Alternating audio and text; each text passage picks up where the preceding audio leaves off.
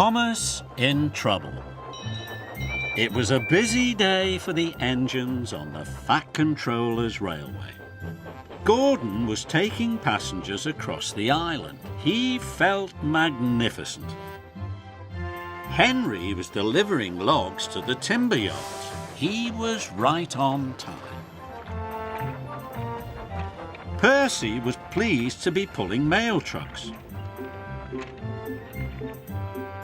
James was happy hauling flatbeds of paint. And Salty was carefully shunting trucks of fish at Brendam Docks. But Thomas and Emily were at the fitter's yard for repairs. "I can't wait to get back to work. I'm taking the school choir to their concert."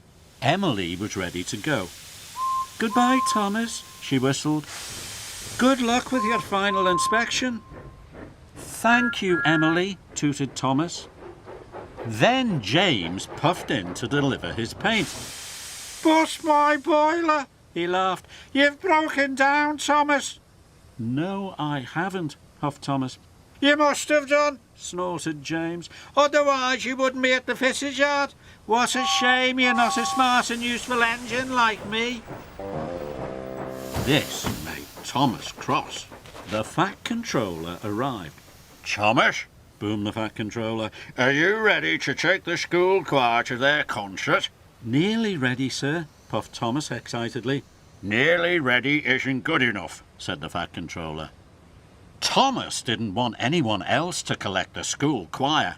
Carrying the children was his favourite job. So Thomas decided he would leave before his final inspection. "I'm ready now, sir," he puffed.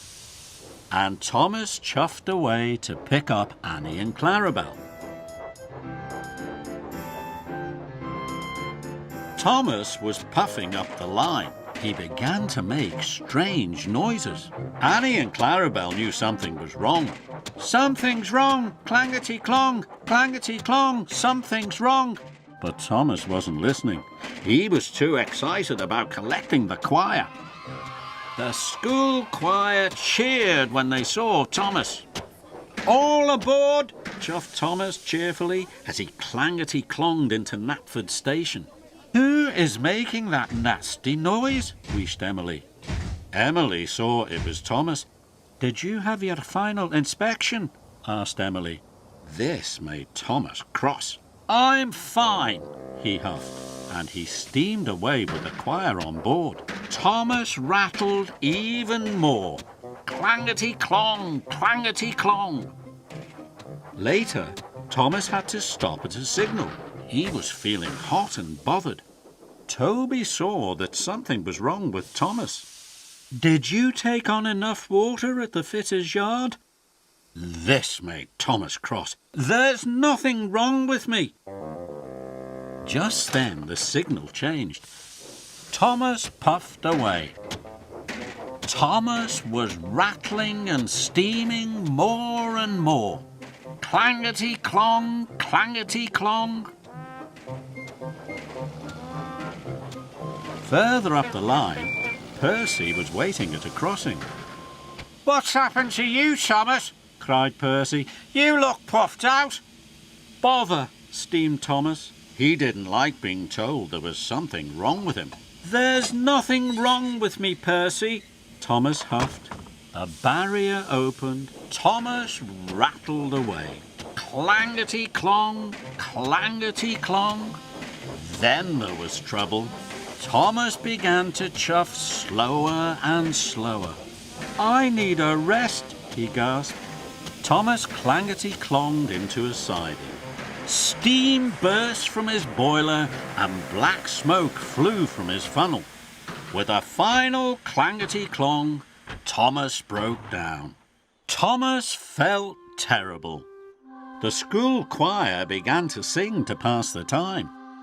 "The children will be late for their concert," he wailed sadly, "and it's all my fault. I've let everyone down."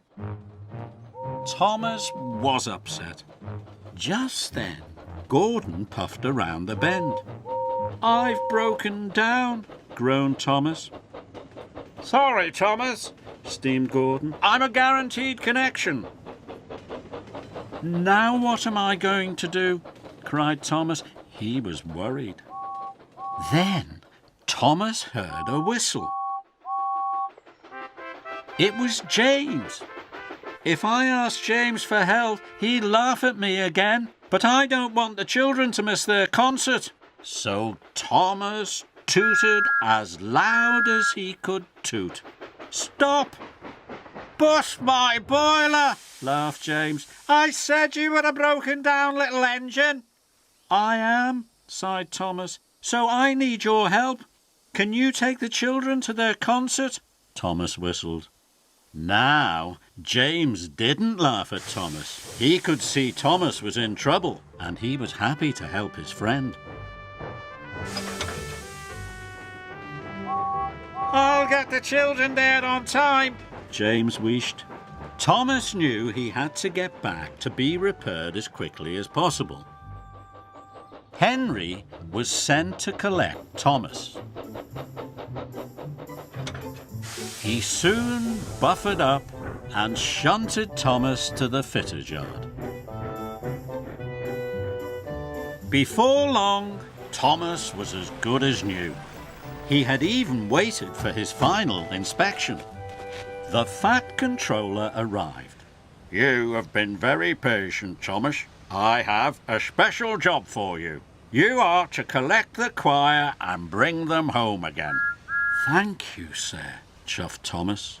He was delighted. Clangety-clong, nothing is wrong, he laughed. And Thomas smiled all the way to the concert.